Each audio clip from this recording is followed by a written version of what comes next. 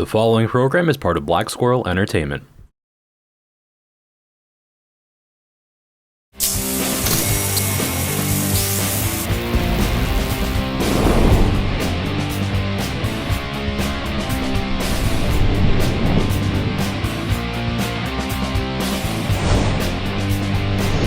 Welcome back to this episode of Food Flash. In this episode, some of the cast went to Olive Garden and are going to tell you how authentic the food at Olive Garden really is. Then Cohlman will continue his fast food tier list to help you get the most bang for your buck. And finally, we will be discussing the recent trend of fast food places using AI in the drive-thru lane. Let's get cooking, y'all. Olive Garden. When you're there, you're family. You're also thrust into an experience attempting to emulate traditional Italian dining, right? Wrong. I'm here to destroy that immersion, crush it into a million pieces, and myth-bust Olive Garden's ass. So you might be asking, what are your qualifications? Well, let me tell you, I lived in Italy for 4 months, and I ate well. Like, very well. So, I know what the traditional Italian dining experience should look like, taste like, sound like, feel like. You get the gist. So, I took a few friends and we ventured to our local Olive Garden to test it out. Getting in and seated was relatively simple. The atmosphere of an Olive Garden is pretty similar to traditional trattorias in Italy. A trattoria is a version of a restaurant in which everything is cheaper in price, it's a little bit more casual, but you're still gonna get good food. I will say, this sentiment is only reflected in Olive Garden's atmosphere, not its prices. A typical meal in Florence costs 11 to 22 US dollars, 10 to 20 euros for conversion's sake. To get the same amount of food and drink at Olive Garden, you're going to have at least a $20 bill. Are the games for $3? You can. We ordered our drinks, appetizers, and main courses all in a few different rounds. This is normal considering the amount of tables and people a server is expected to deal with at the same time here. But in Italy, the serving experience is a bit more personalized. It's a lot more welcoming, slower paced, yet somehow more efficient from what I remember. I got a glass of Prosecco, which I had to pour into my glass myself from a bottle, which is not uncommon for drinks as a whole in Italy. However, this is something you would typically do with a cider or a beer, never a wine. So that felt a little off to me. She's so cool.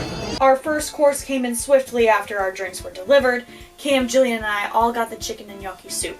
I need to say, I never saw anything like this in Italy, but I ordered it for the sake of trying the gnocchi, right? Well, I was disappointed.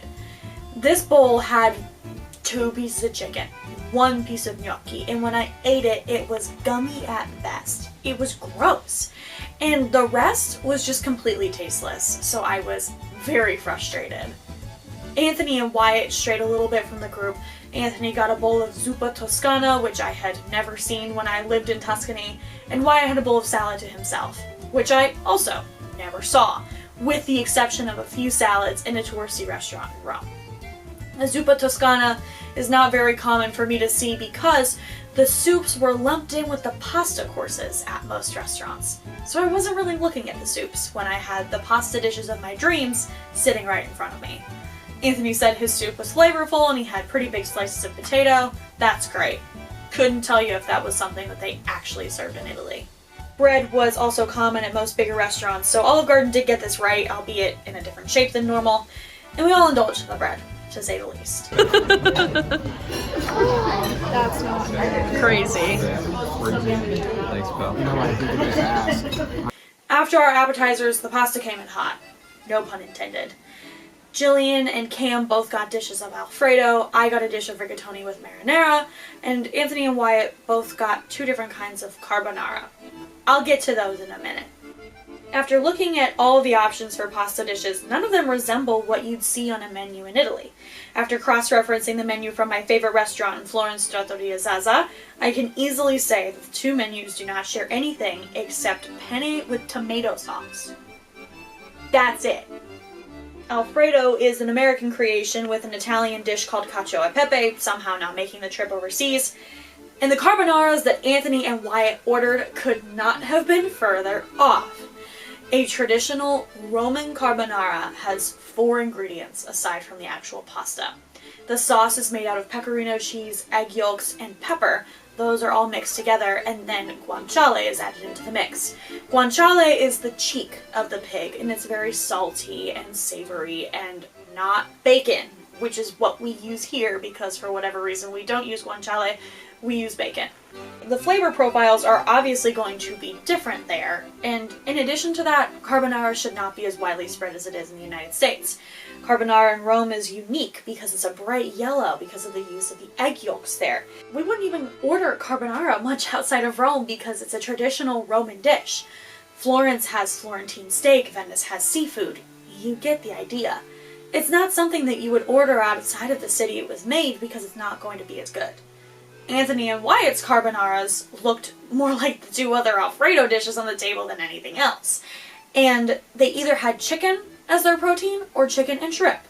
And none of those things are in a traditional Roman carbonara. So, needless to say, the pasta course was not very good.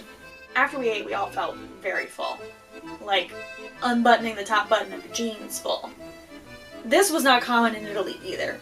When we finished our meals, we would feel full, but in the way of feeling satisfied, not like we were about to explode. Anthony was the only person that was able to actually finish his meal. The rest of us needed to-go boxes. We contemplated dessert at the start of the meal, but by the end of it, we couldn't stomach anything else. In Italy, the tradition was to eat a full meal and then step out for a bit of gelato or, go out and do something. Not sit and just veg out. In the United States, after a meal at Olive Garden, you jump into your car and you slip into a food coma.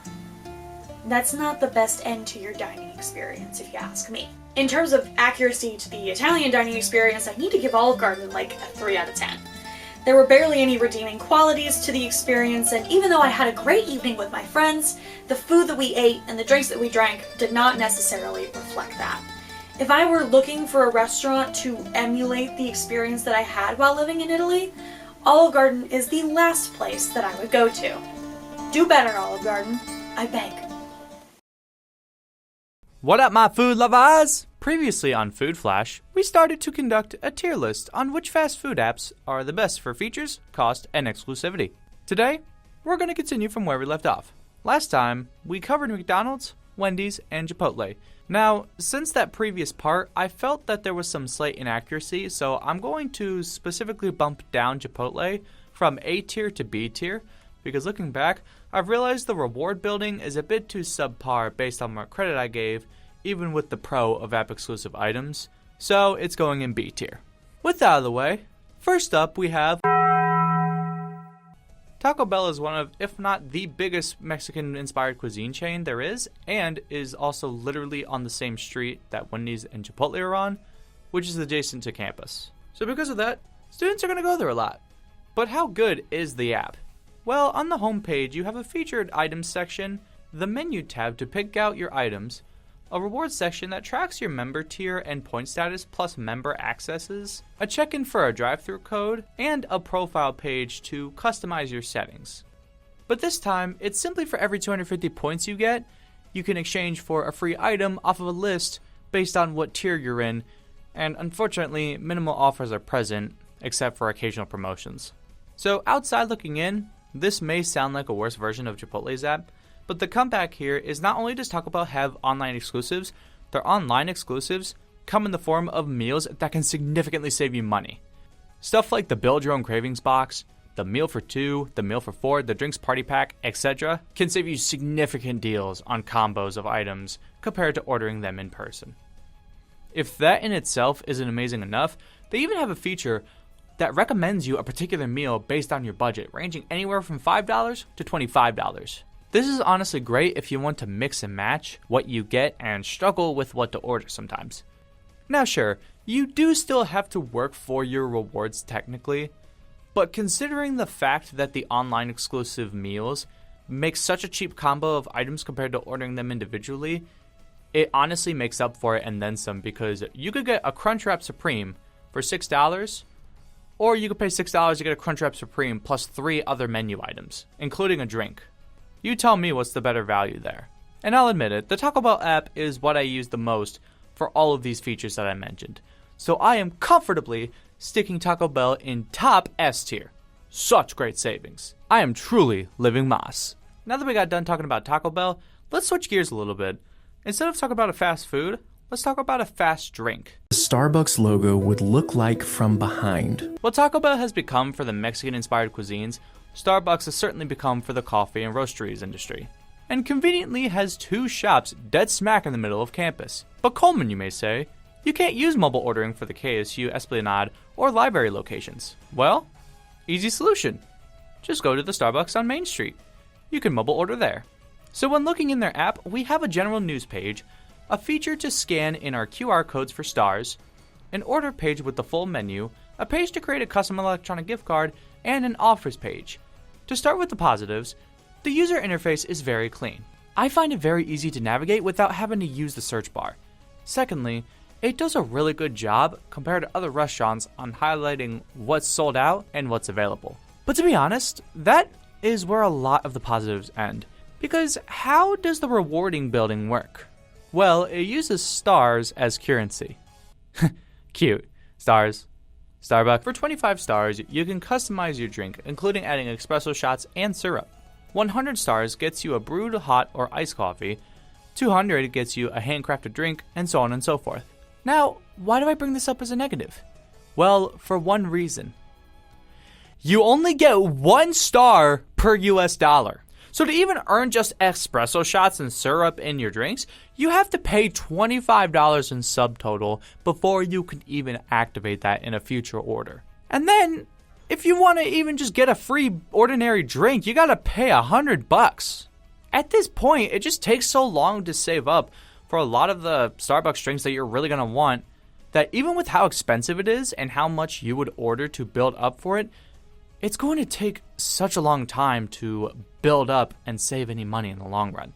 Even if you get it daily, you're still going to be having to grind it in and getting it a few times a day throughout the course of 2 to 3 weeks, and then you could get something. And as for offers, those are also pretty minimalistic, even more minimalistic than Taco Bell. Now, this does save you time from having to wait for the drink to be made upon placing your order because of it being handcrafted, which is nice. But that's a feature of mobile ordering in general across all restaurants, even if Starbucks does benefit a little bit more from it. But the practically complete lack of saving up any deals for the most part makes the Starbucks app a bit of a disappointment if you're trying to cut a deal. So because of that, I sadly have to put Starbucks in D tier. It's a really good coffee shop, but you cannot save money frequently, pretty much at all. And with that out of the way, we just cleared another round of fast food apps for you to consider when ordering in the city of Kent. But don't think we're done yet. Come back later this season for the finale of this tier list to have the ultimate summary of where it's best to go. Until my next appearance, stay hungry guys, and I'll see y'all next time.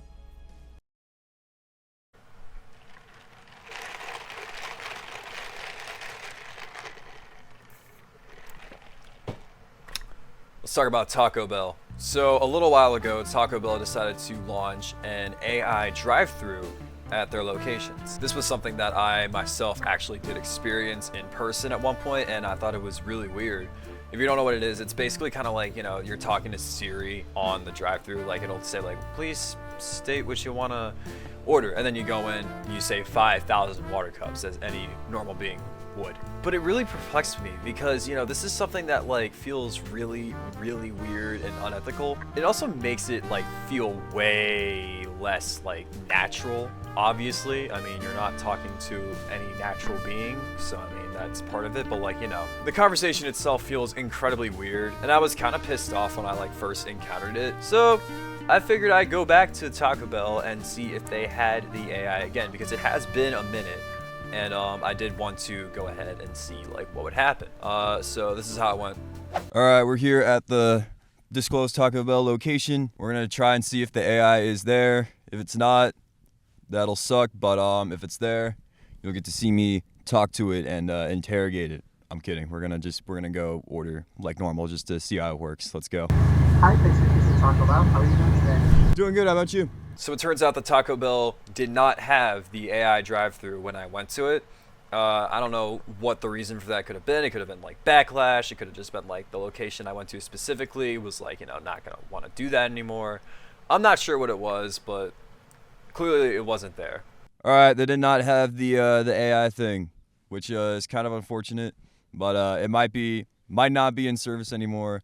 They just might have it like at a certain time. I'm not sure, but quite disappointing to see. It's okay though. We will still be talking about it. We will still be talking about the ethical use of it, which will be happening right now.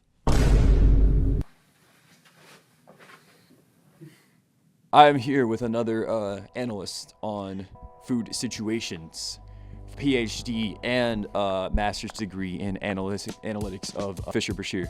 I love food, so this is perfect. Well, first of all, I think we should go over the actual idea of it. What do you think of the idea of this?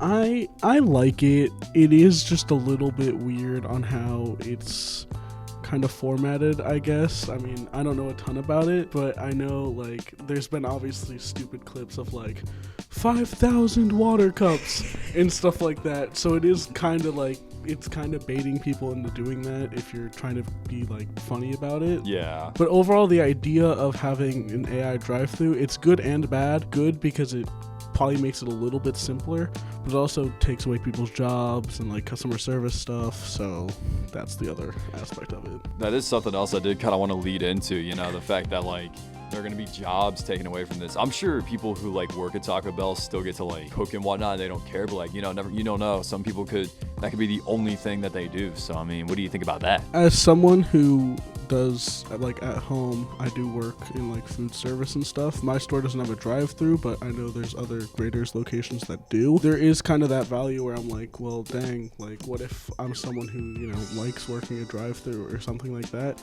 It is kind of like, dang, there goes like the one thing I like to do, and maybe something like you're really good at it. Or specifically, I know we try to go in the morning, but also like late night people who work like a late shift and stuff, sometimes you just want to work in the drive-thru. There's probably not going to be a ton of people as well. It is taking away from people's jobs at that point, but it is something that has been happening with all of like AIs like upcoming and stuff like that. Yeah, I think it's really, really unethical, low-key, because like we're now putting robots in the position of like people who can like make money off of something simple like that. Yeah, I agree with you there. It is kind of weird putting not a person in a person's job. I also don't like the AI idea itself. It's horrendous. You go to it and it feels extremely inhuman, and like sometimes like it'll take a second to like actually understand what you're trying to do, so it's not even that good. I was also gonna add, I guess, adding on to that, it's also like, what if it just like messes up your order or something? You don't get like a confirmation thing. And they do ask you when you go through Taco Bell when there isn't an AI person, is everything on the screen correct? So I think taking away that factor is kind of ass, not gonna lie. I'd much rather talk to a person when ordering food and stuff compared to a robot or just one of those like kiosk things they have in like specifically fast food places. I'd rather just go up to a person. Well, let's hope that other places don't integrate this into their systems. End the episode, whoever is hosting. I think it's Patrick. And that will wrap up today's episode of Food Flash. Be sure to follow us on Instagram and YouTube at FoodFlashBSE. Until next time, keep it fresh.